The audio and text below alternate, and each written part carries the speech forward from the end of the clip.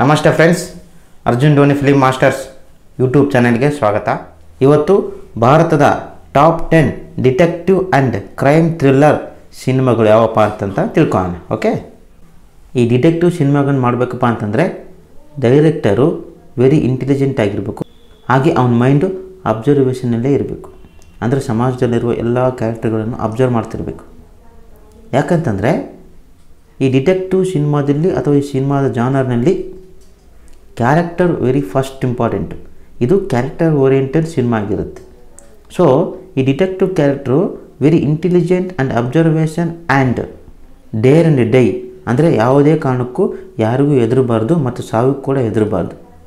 ಆ ರೇಂಜಿಗೆ ಈ ಡಿಟೆಕ್ಟಿವ್ ಕ್ಯಾರೆಕ್ಟರ್ಗಳನ್ನ ಸೃಷ್ಟಿ ಮಾಡಬೇಕು. ಮತ್ತು ಅದೇ ಥರ ಈ ಡಿಟೆಕ್ಟಿವ್ ಕ್ಯಾರೆಕ್ಟರ್ ಇರ್ತವೆ. ಕಾರಣ ಈ ಡಿಟೆಕ್ಟಿವ್ ಕ್ಯಾರೆಕ್ಟರ್ಗಳಿಗೆ ಜೀವನದಲ್ಲಾಗಲಿ ಸಿನಿಮಾದಲ್ಲಾಗಲಿ ಯಾವಾಗ ಏನಾಗುತ್ತೋ ಗೊತ್ತಿರಲ್ಲ. ಯಾರು ಯಾವಾಗ ಯಾವ ಸಂದರ್ಭದಲ್ಲಿ ಅಟ್ಯಾಕ್ ಮಾಡ್ತಾರೆ ಇವ್ರನ್ನ ಅನ್ನೋದು ಕೂಡ ಗೊತ್ತಿರಲ್ಲ. ಸೊ ಇವೊಂಥರ ಇಂಟ್ರೆಸ್ಟಿಂಗ್ ಕ್ಯೂರಿಯಾಸಿಟಿಯಾಗಿ ಇರುವಂತಹ ಒಂದು ಕ್ಯಾರೆಕ್ಟರ್.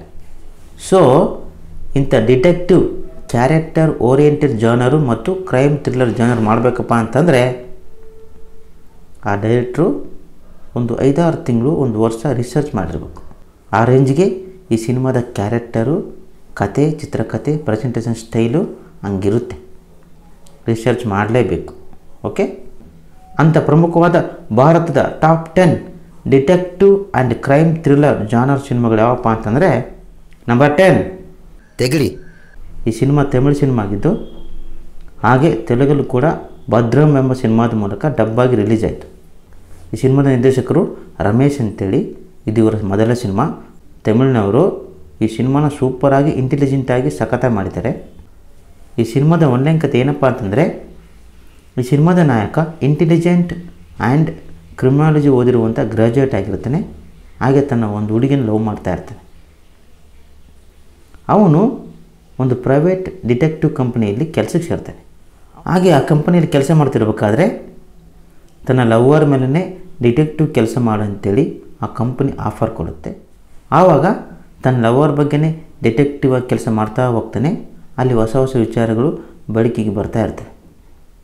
ಆಗ ಮುಂದೆ ಕತೆ ಏನಾಗುತ್ತೆ, ಅವಳು ಏನು ಮಾಡಿರ್ತಾಳೆ ಅನ್ನೋದೇ ಈ ಸಿನಿಮಾದ ಇಂಟ್ರೆಸ್ಟಿಂಗ್ ಸ್ಟೋರಿ. ಈ ಸಿನಿಮಾ ಯೂಟ್ಯೂಬಲ್ಲಿದೆ, ವಾಚ್ ಇಟ್. ನಂಬರ್ 9 ಅಂದನಾಳು. 1954ರಲ್ಲಿ ಎಸ್ ಬಾಲಚಂದ್ರ ಅವರ ನಿರ್ದೇಶನದಲ್ಲಿ ಮೂಡಿ ಬಂದಿದೆ. ಈ ಸಿನಿಮಾ ಓಲ್ಡ್ ಸಿನಿಮಾ, ಆದರೂ ಫ್ರೆಶ್ ಆಗಿದೆ ಕಂಟೆಂಟ್. ಆಗಲೇ ಡಿಟೆಕ್ಟಿವ್ ಕೆಲಸ ಅಂತೇಳಿ ಸೂಪರಾಗಿ ಮಾಡಿದ್ದಾರೆ. ಈ ಸಿನಿಮಾದಲ್ಲಿ ತಮಿಳಿನ super star Shivaji Ganesan and ನಮ್ಮ ಕನ್ನಡದವರೇ ಆದ ಪಂಡರಿಬಾಯಿ ಅವರು ಮುಖ್ಯ ಭೂಮಿಕೆಯಲ್ಲಿ ನಡೆಸಿದ್ದಾರೆ. ಈ ಸಿನಿಮಾದ ಒನ್ಲೈನ್ ಕತೆ ಏನಪ್ಪ ಅಂತಂದರೆ, 2ನೇ ಮಹಾಯುದ್ಧ ನಡೀತಿರಬೇಕಾದ್ರೆ ಜಪಾನ್ನವರು ನಮ್ಮ ದೇಶದ ಮೇಲೆ ಬಾಂಬ್ ಹಾಕ್ತಾರೆ. ಅದೇ ಸಮಯದಲ್ಲಿ ಈ ಸಿನಿಮಾದ ನಾಯಕನಾದ ಪುರುಷೋತ್ತಮನನ್ನು ಯಾರೋ ಗುಂಡಿಟ್ಟು ಸಾಯಿಸಿಬಿಡ್ತಾರೆ. ಆಗ ಮುಂದೇನಾಗುತ್ತೆ, ಆ ಇನ್ವೆಸ್ಟಿಗೇಷನ್ ನಡೀತಾ ಇರಬೇಕಾದ್ರೆ ಸಾಯಿಸಿದ್ದು ಯಾರು ಅಂತ ಗೊತ್ತಾಗುತ್ತಾ ಇಲ್ವಾ, ಕ್ಲೈಮ್ಯಾಕ್ಸ್ ಏನಾಗುತ್ತೆ ಅನ್ನೋದೇ ಈ ಸಿನಿಮಾದ ಇಂಟ್ರೆಸ್ಟಿಂಗ್ ಟ್ವಿಸ್ಟ್. ಈ ಸಿನಿಮಾ ಅಮೆಜಾನ್ ಪ್ರೈಮಲ್ಲಿದೆ, watch it. Next number 8 the truth. ಈ ಸಿನಿಮಾ ಮಲಯಾಳಂ ಸಿನಿಮಾ ಆಗಿದ್ದು 1998ರಲ್ಲಿ ಸಾಜಿ ಕೈಲಾಸ್ ಅವರ ನಿರ್ದೇಶನದಲ್ಲಿ ಈ ಸಿನಿಮಾ ಮೂಡಿ ಬಂದಿದೆ.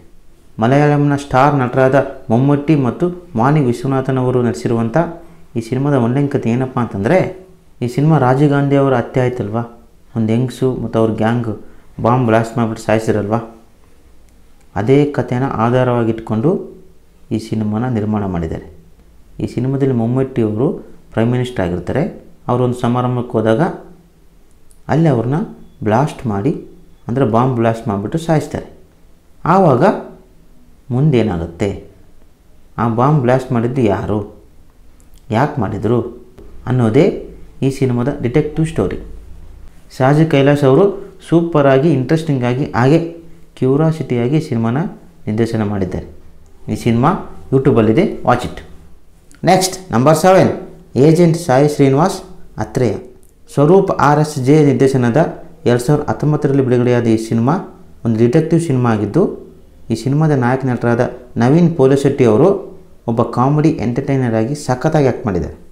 ಈ ಸಿನಿಮಾ ನಿಮ್ಮನ್ನು 2.5 ತಾಸು ಎಲ್ಲಿಗೆ ಹೋಗದೇ ಇರೋ ಥರ ಸೀಟಲ್ಲೇ ಕೂತ್ಕೊಂಡು ನೋಡೋ ಥರ ಈ ಸಿನಿಮಾದ ನಿರ್ದೇಶನ ಹಾಗೆ ಈ ಸಿನಿಮಾದ ನಾಯಕ ನಟರಾದ ನವೀನ್ ಪೋಲಿಶೆಟ್ಟಿ ಅವರ ಆ್ಯಕ್ಟಿಂಗು ಆ ರೇಂಜಿಗಿದೆ.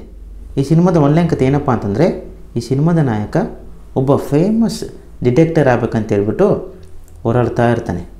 ಅದೇ ಸಮಯದಲ್ಲಿ ಒಂದು ರೈಲ್ವೆ ಸ್ಟೇಷನ್ ಹತ್ರ ಒಂದು ಹೆಣ ಸಿಗುತ್ತೆ.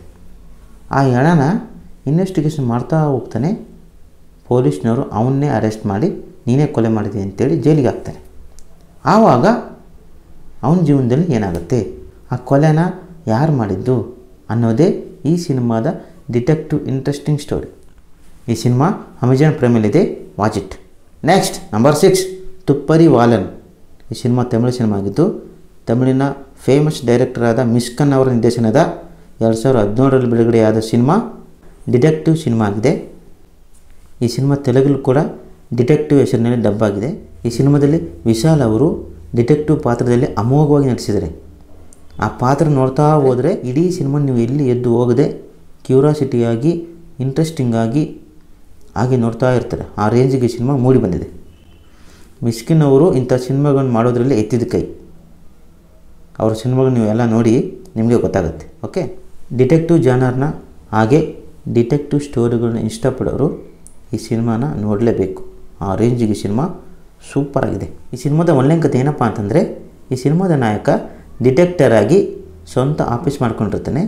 ಅಲ್ಲಿಗೊಂದು ಚಿಕ್ಕ ಮಗು ತನ್ನ ನಾಯಿ ಸತ್ತೋಗಿದೆ, ಯಾರೋ ಸಾಯಿಸಿದ್ದಾರೆ ಅಂತ ಹೇಳ್ಬಿಟ್ಟು ಕಂಪ್ಲೇಂಟ್ ಕೊಡೋಕ್ಕೆ ಬರುತ್ತೆ. ಆವಾಗ ಆ ನಾಯಕ ಆ ನಾಯಿ ಬಗ್ಗೆ ಮಗು ಹತ್ರ ಡೀಟೇಲಾಗಿ ವಿಚಾರಿಸ್ತಾನೆ. ಬೇರೆ ಯಾರಾದರೂ ಆಗಿದ್ದರೆ ನಾಯಿ ಸತ್ತೋಗಿದೆಯಾ, ಹೋಗು ಬೇರೆ ಕೆಲಸ ಇರೋ ನನಗೆ, ದಿನ ನಾಯಿ ಸತ್ತೋಗ್ತವೆ ಅಂತೇಳಿ ಕಳಿಸ್ಬಿಡೋರು. ಆದರೆ ಈ ಸಿನಿಮಾದ ನಾಯಕ ಆ ನಾಯಿ ಬಗ್ಗೆನೇ ವಿಚಾರಿಸ್ಕೊಂಡು ಆ ನಾಯಿ ಹೇಗೆ ಸತ್ತೋಯ್ತು ಅಂತೇಳಿ ಇನ್ವೆಸ್ಟಿಗೇಷನ್ ಮಾಡ್ತಾ ಹೋಗ್ತಾನೆ. ಆವಾಗಲ್ಲಿ ಒಂದೊಂದಾಗಿ ಕ್ರೈಮ್ಗಳು ಬಿಚ್ಕೊಳ್ತಾ ಹೋಗುತ್ತೆ. ಆಗ ಮುಂದೇನಾಗುತ್ತೆ, ಆ ನಾಯಿನ ಸಾಯಿಸಿದ್ದು ಯಾರು, ಆ ನಾಯಿಯಿಂದ ಏನು ಕತೆ ಇದೆ ಅನ್ನೋದೇ ಈ ಸಿನಿಮಾದ ಇಂಟ್ರೆಸ್ಟಿಂಗ್ ಕ್ಯೂರಿಯಾಸಿಟಿ ಡಿಟೆಕ್ಟಿವ್ ಸ್ಟೋರಿ. ಈ ಸಿನಿಮಾ ಅಮೆಜಾನ್ ಪ್ರೈಮಲ್ಲಿದೆ, watch it. Next number 5, detective Byomkesh Bakshi. ಈ ಸಿನಿಮಾ ಬೆಂಗಾಳಿ ಸಿನಿಮಾ ಆಗಿದ್ದು ಈ ಸಿನಿಮಾದ ನಾಯಕ ಸುಶಾಂತ್ ಸಿಂಗ್ ರಾಜ್ಪೂತ್. ಈ ಹೆಸರು ನೀವು ಕೇಳೇ ಇರ್ತೀರ. 2020ರಲ್ಲಿ ಇವರು ಸೂಸೈಡ್ ಮಾಡ್ಕೊಂಡು ಸತ್ತೋದ್ರು ಪಾಪ. ಇನ್ನು ಏಜ್ ಚಿಕ್ಕದು, ಏನಕ್ಕೆ ಸತ್ತೋದ್ರೋ ಏನೋ ಗೊತ್ತಿಲ್ಲ. ಸೊ ಅವರು ಮುಖ್ಯ ಭೂಮಿಕೆಯಲ್ಲಿ ಮೇನ್ ಕ್ಯಾರೆಕ್ಟ್ರಲ್ಲಿ ಈ ಸಿನಿಮಾದಲ್ಲಿ ನಟಿಸಿದ್ದಾರೆ. ಈ ಸಿನಿಮಾದ ಒಳ್ಳೆಯ ಕಥೆ ಏನಪ್ಪ ಅಂತಂದರೆ, ಈ ಸಿನಿಮಾದ ನಾಯಕ ಒಂದು ಕಾಲೇಜ್ನಲ್ಲಿ ಗ್ರಾಜ್ಯುಯೇಟಾಗಿ ಓದ್ತಾ ಇರ್ತಾನೆ. ಅದೇ ಸಮಯದಲ್ಲಿ ಈ ಸಿನಿಮಾದ ಮೇನ್ ಕ್ಯಾರೆಕ್ಟರ್ ಭುವನ್ ಎಂಬ ವ್ಯಕ್ತಿ ಕಾಣೆ ಆಗ್ತಾನೆ. ಕಾಣೆಯಾದ ವ್ಯಕ್ತಿ ಭುವನ್ ಕೇಸ್ನ ನಮ್ಮ ನಾಯಕನಿಗೆ ಒಪ್ಪಿಸ್ತಾರೆ. ನಾಯಕ ಭುವನ್ ಬಗ್ಗೆ ಇನ್ವೆಸ್ಟಿಗೇಷನ್ ಮಾಡ್ತಾ ಹೋದಾಗ ಮುಂದೇನಾಗುತ್ತೆ, ಅವನು ಯಾರು ಕಿಡ್ನ್ಯಾಪ್ ಮಾಡಿದ್ದು, ಅವನು ಹೇಗೆ ಕಾಣೆ ಆದ್ನ ಅನ್ನೋದೇ ಈ ಸಿನಿಮಾದ ಇಂಟ್ರೆಸ್ಟಿಂಗ್ ಡಿಟೆಕ್ಟಿವ್ ಸ್ಟೋರಿ. ಈ ಸಿನಿಮಾನ ಬೆಂಗಾಳಿಯಲ್ಲಿ ಒಬ್ಬ ಕವಿ ಇದ್ದಾರೆ, ಶರದಿಂಡು ಬಂಡೋಪಾಧ್ಯಾಯರು ಅಂತೇಳಿ. ಅವ್ರು ಬರೆದಿರುವಂಥ ಬೂಮ್ಕೇಶ್ ಬಕ್ಷಿ ಎಂಬ ಕಾದಂಬರಿನ ಆಧಾರವಾಗಿಟ್ಕೊಂಡು ಈ ಸಿನಿಮಾನ ನಿರ್ದೇಶನ ಮಾಡಿದ್ದಾರೆ. ಈ ಸಿನಿಮಾ ತುಂಬ ಇಂಟ್ರೆಸ್ಟಿಂಗಾಗಿ ಕ್ಯೂರಿಯಾಸಿಟಿ ಆಗಿದೆ.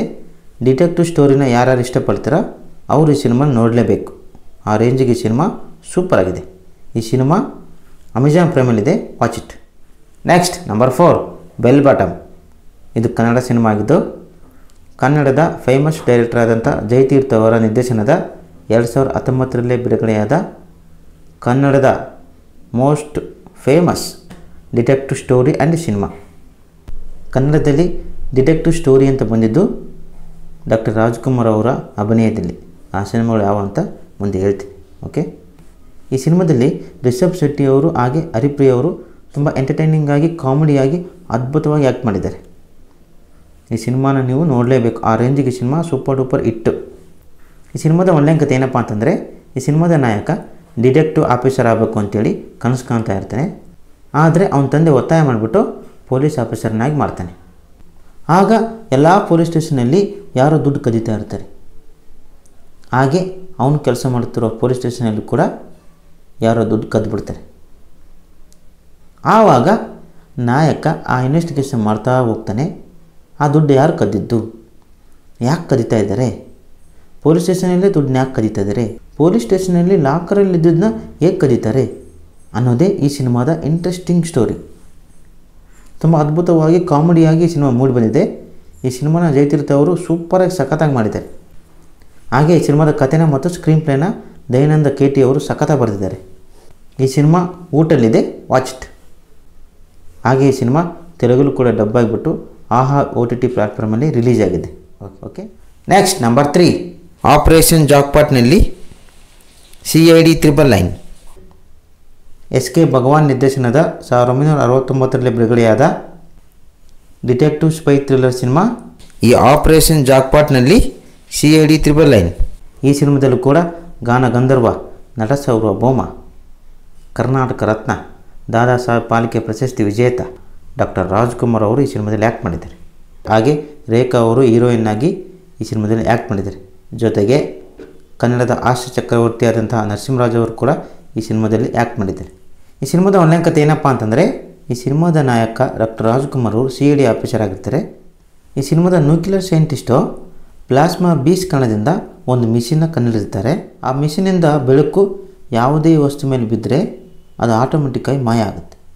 ಆ ಥರ ವಿಚಿತ್ರವಾದ ಮಿಷಿನ್ ಇಟ್ಕೊಂಡ್ಬಿಟ್ಟು ಯಾವುದೇ ದೇಶದ ಪ್ರೈಮ್ ಮಿನಿಸ್ಟರನ್ನಾಗಲಿ ಯಾರನ್ನೇನಾಗಲಿ ಎದುರಿಸ್ಬೋದು. ಇಡೀ ಪ್ರಪಂಚನ ನಮ್ಮ ಕೈಲಿ ಇಟ್ಕೋಬೋದು. ಆ ಥರ ವಿಚಿತ್ರವಾದ ಮಿಷಿನ್ ಅದು. ಅದನ್ನು ಕದಿಮರ ಕಳ್ಳರು ಕದ್ಬಿಡ್ತಾರೆ. ಆಗ ಆ ಕದ್ದಿರೋರು ಯಾರು, ಅವ್ರನ್ನ ಹಿಡ್ಕೊಳ್ಳೋಕ್ಕೋಸ್ಕರ ಈ ಸಿನಿಮಾದ ನಾಯಕನಿಗೆ ಕೇಸ್ನ ಒಪ್ಪಿಸ್ತಾರೆ. ಆವಾಗ ಮುಂದೇನಾಗುತ್ತೆ, ಈ ಸಿನಿಮಾದ ನಾಯಕ ಅವ್ರನ್ನ ಹಿಡಿತಾನ ಇಲ್ವಾ, ಆ ಮಿಷನ್ನ ವಾಪಸ್ ತರ್ತಾನ ಇಲ್ವಾ ಅನ್ನೋದೇ ಈ ಸಿನಿಮಾದ ಇಂಟ್ರೆಸ್ಟಿಂಗ್ ಸ್ಟೋರಿ. ಈ ಸಿನಿಮಾ ಯೂಟ್ಯೂಬಲ್ಲಿದೆ, ವಾಚ್ ಇಟ್. ನೆಕ್ಸ್ಟ್ ನಂಬರ್ 2, ಗೋವಾದಲ್ಲಿ CID 999. ದೊರೈ ಭಗವಾನ್ ಅವರ ನಿರ್ದೇಶನದ 1968ರಲ್ಲಿ ಬಿಡುಗಡೆಯಾದ ಡಿಟೆಕ್ಟಿವ್ ಸಿನಿಮಾ ಈ ಗೋವಾದಲ್ಲಿ CID 999. ಈ ಸಿನಿಮಾದಲ್ಲೂ ಕೂಡ ಗಾನ ಗಂಧರ್ವ, ನಟ ಸಾರ್ವಭೌಮ, ಕರ್ನಾಟಕ ರತ್ನ, ದಾದಾ ಸಾಹೇಬ್ ಪಾಲ್ಕೆ ಪ್ರಶಸ್ತಿ ವಿಜೇತ ಡಾಕ್ಟರ್ ರಾಜ್ಕುಮಾರ್ ಅವರು ಈ ಸಿನಿಮಾದಲ್ಲಿ ಆ್ಯಕ್ಟ್ ಮಾಡಿದ್ದಾರೆ. ಈ ಸಿನಿಮಾದ ಆನ್ಲೈನ್ ಕಥೆ ಏನಪ್ಪ ಅಂತಂದರೆ, ಈ ಸಿನಿಮಾದ ಸೈಂಟಿಸ್ಟು 300 ಚದರ ಕಿಲೋಮೀಟರಲ್ಲಿ ವಿಸ್ತೀರ್ಣವಾಗಿ ನಾಶ ಮಾಡಬಲ್ಲ ಒಂದು ಮಿಷಿನ್ ಗುಂಡನ್ನು, ಅಂದರೆ ಒಂದು ಬಾಂಬನ್ನು ಕಂಡುಹಿಡಿದಿರ್ತಾರೆ. ಆ ಭಯಾನಕವಾದ ಬಾಂಬನ್ನು ಕಳ್ಳರ ಗ್ಯಾಂಗು ಕಳ್ತನ ಮಾಡ್ಕೊಂಡು ಹೋಗ್ಬಿಡುತ್ತೆ. ಆಗ ಆ ಕಳ್ಳರನ್ನ ಹಿಡಿಯೋದಕ್ಕೆ, ಆ ಕೇಸ್ನ ಇನ್ವೆಸ್ಟಿಗೇಷನ್ ಮಾಡೋದಕ್ಕೆ ಈ ಸಿನಿಮಾದ ನಾಯಕನಿಗೆ ಒಪ್ಪಿಸ್ತಾರೆ.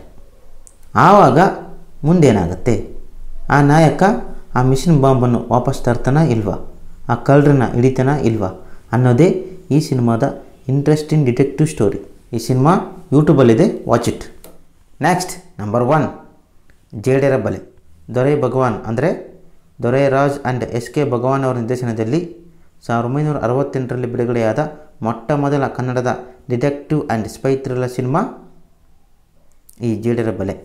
ಕನ್ನಡದಲ್ಲಿ ಆಗಿನ ಕಾಲದಲ್ಲಿ ಈ ಥರ interesting detective spy thriller crime story and detective story ಬಂದಿದ್ದು ಇದೇ cinema. Once again Dada Saheb Phalke ಪ್ರಶಸ್ತಿ ವಿಜೇತ, ಕಲಾರತ್ನ, ಕಲಾ ಗೌರವ, ಕರ್ನಾಟಕ ರತ್ನ ಡಾಕ್ಟರ್ ರಾಜ್ಕುಮಾರ್ ಅವರೇ ಈ ಸಿನಿಮಾದಲ್ಲಿ ಆ್ಯಕ್ಟ್ ಮಾಡಿದ್ದಾರೆ. ಜೊತೆಗೆ ಜಯಂತಿ ಅವರು ಈ ಸಿನಿಮಾದಲ್ಲಿ ಹೀರೋಯಿನ್ ಆಗಿ ಆ್ಯಕ್ಟ್ ಮಾಡಿದ್ದಾರೆ. ಹಾಗೆ ಅಶ್ವಥ್ ಅವರು ಪೋಷಕ ಕಲಾವಿದರಾಗಿ ಆ್ಯಕ್ಟ್ ಮಾಡಿದ್ದಾರೆ. ಈ ಸಿನಿಮಾ ಬಂದು ಸುಮಾರು 62 ವರ್ಷ ಆಗಿ 63ನೇ ವರ್ಷ ನಡೀತಾ ಇದೆ. ಆಗಿನ ಕಾಲದಲ್ಲಿ ಯಾವ ಥರ ಟೆಕ್ನಿಕ್ಕು, ಯಾವ ಥರ ಇಂಟ್ರೆಸ್ಟಿಂಗ್ ಸ್ಟೋರಿ, ಯಾವ ಥರ ಸ್ಕ್ರೀನ್ ಪ್ಲೇ, ವಾಹ್ ಸೂಪರಾಗಿ ಮಾಡಿದ್ದಾರೆ. ಈಗಿನ ಸಿನಿಮಾದಲ್ಲೂ ಕೂಡ ಮಾಡೋಕ್ಕಾಗಲ್ಲ. ಆ ರೇಂಜಿಗೆ ಆ ಸಿನಿಮಾದಲ್ಲಿ ಆಗಲೇ ಮಾಡಿದ್ದಾರೆ ಅಂತಂದರೆ ಆಗಿನ ಕಾಲದಲ್ಲಿ ನಮ್ಮ ಕನ್ನಡದ ಸಿನಿಮಾ ಎಷ್ಟೊಂದು ಅಟ್ರಾಕ್ಟಿವ್ ಆಗಿ ಪವರ್ಫುಲ್ ಆಗಿದ್ದು ಅಂತ ನೀವೇ ಯೋಚನೆ ಮಾಡಿ. ಈ ಸಿನಿಮಾದ ಆನ್ಲೈನ್ ಕಥೆ ಏನಪ್ಪ ಅಂತಂದರೆ, ಒಬ್ಬ ಬ್ಯಾಂಕ್ ನಿವೃತ್ತಿಯಾದ ಅಧಿಕಾರಿಯನ್ನು ಕಳ್ಳರ ಗ್ಯಾಂಗು ಕಿಡ್ನ್ಯಾಪ್ ಮಾಡುತ್ತೆ. ಅವನು ಭಾರತ ಸರ್ಕಾರಕ್ಕೆ ಅತ್ಯವಶ್ಯಕವಾಗಿ ಬೇಕಾಗಿರ್ತಾನೆ. ಆ ಕಾಣೆಯಾದ ಬ್ಯಾಂಕ್ ಅಧಿಕಾರಿನ ಇನ್ವೆಸ್ಟಿಗೇಷನ್ ಮಾಡೋದಕ್ಕೆ ಈ ಸಿನಿಮಾದ ನಾಯಕನಿಗೆ ಒಪ್ಪಿಸ್ತಾರೆ. ಆವಾಗ ಮುಂದೇನಾಗುತ್ತೆ, ಆ ಗ್ಯಾಂಗು ಆ ಅಧಿಕಾರಿನ ಯಾಕೆ ಕಿಡ್ನ್ಯಾಪ್ ಮಾಡಿದರು, ನಾಯಕ ಅವ್ರು ನಡೀತಾನ ಇಲ್ವಾ ಅನ್ನೋದೇ ಈ ಸಿನಿಮಾದ interesting detective spy thriller story. ಆಗಿನ ಕಾಲದಲ್ಲಿ ಈ ಸಿನಿಮಾ ಸೂಪರ್ ಡೂಪರ್ ಹಿಟ್ಟಾಯಿತು. ಆ ರೇಂಜಿಗೆ ಕನ್ನಡದ ಸಿನಿಮಾಗಳು ಕ್ವಾಲಿಟಿಯಲ್ಲಿ ಸೂಪರಾಗಿತ್ತು. ಈ ಸಿನಿಮಾ ಯೂಟ್ಯೂಬಲ್ಲಿದೆ, ವಾಚ್ ಇಟ್. ದೊರೈ ಭಗವಾನ್ ಅಂತಂದರೆ ಒಬ್ಬರಲ್ಲ, ಇಬ್ಬರು director, Dorai Raj and SK ಭಗವಾನ್ ಅಂತೇಳಿ ಅವರಿಬ್ಬರು ಸೇರಿಬಿಟ್ಟು ಈ ಸಿನಿಮಾನ ನಿರ್ದೇಶನ ಮಾಡಿದ್ದಾರೆ. ಆಮೇಲೆ ದುಃಖಕರ ಸಂಗತಿ ಏನಪ್ಪ ಅಂತಂದರೆ, 1968ರಲ್ಲಿ ಬಿಡುಗಡೆಯಾದಂಥ ಈ ಸ್ಪೈ ಥ್ರಿಲ್ಲರ್ ಡಿಟೆಕ್ಟಿವ್ ಸಿನಿಮಾಗಳು ಮತ್ತೆ ಬಿಡುಗಡೆಯಾಗಿದ್ದು 62 ವರ್ಷಗಳಾದಮೇಲೆ. ಅದು ಬೆಲ್ ಬಾಟಮ್ ಸಿನಿಮಾದಿಂದ. ಅಂದರೆ ಈ ಥರ ಒಂದು ಜಾನರ್ ಇದೆ, ಈ ಥರನೂ ಸ್ಟೋರಿ ಮಾಡ್ಬೋದು ಅನ್ನೋದನ್ನು ನಮ್ಮ ಇಂಡಸ್ಟ್ರಿಯವರು ಮರ್ತೇ ಬಿಟ್ಟಿದ್ದಾರೆ. ಯಾರೂ ಈ ಥರ ಸ್ಟೋರಿಗಳನ್ನ, ಈ ಥರ ಡಿಟೆಕ್ಟಿವ್ ಸ್ಪೈ ಥ್ರಿಲ್ಲರ್ ಕಥೆಗಳನ್ನ, ಸ್ಕ್ರೀನ್ ಪ್ಲೇನ ಥಿಂಕೇ ಮಾಡಿಲ್ಲ ನೋಡಿ. ಹೆಂಗೋ ಬೆಲ್ ಬಾಟಮ್ ಸಿನಿಮಾದಿಂದ ಈ ಥರ ಒಂದು ಸ್ಟೋರಿ ಬಂತು ಅಂದರೆ ಅವ್ರನ್ನ ಆಡ್ಕೊಳ್ತೀನಿ ಅಂತ ಅನ್ಕೋಬೇಡಿ, ಆ ಥರ ಉದ್ದೇಶ ಏನಿಲ್ಲ. ಈ ಥರನೂ ಒಂದು ಜಾನರ್ ಇದೆ, ಈ ಥರನೂ ಡಿಟೆಕ್ಟಿವ್ ಆ್ಯಂಡ್ ಸ್ಪೈ ಥ್ರಿಲ್ಲರ್ ಸಿನಿಮಾನ ಮಾಡ್ಬೋದು ಅನ್ನೋ ಯೋಚನೆ ಅವ್ರು ಬರಲಿಲ್ವಾ ಅಂತ ನನ್ನ ಭಾವನೆ. ಇವು ಭಾರತದ top 10 detective and crime thriller ಸಿನಿಮಾಗಳು. ಓಕೆ, ಈ ವಿಡಿಯೋ ನಿಮಗೆ ಇಷ್ಟ ಆದಲ್ಲಿ ಲೈಕ್ ಮಾಡಿ, ಶೇರ್ ಮಾಡಿ ಮತ್ತು ಸಬ್ಸ್ಕ್ರೈಬ್ ಮಾಡಿ. ಹಾಗೆ ಪಕ್ಕದಲ್ಲಿರುವ ಬೆಲ್ ಐಕನನ್ನು ಕ್ಲಿಕ್ ಮಾಡಿ. ಜೈ ಹಿಂದ್, ಜೈ ಕರ್ನಾಟಕ ಮಾತೆ, ವಂದೇ ಮಾತರಂ.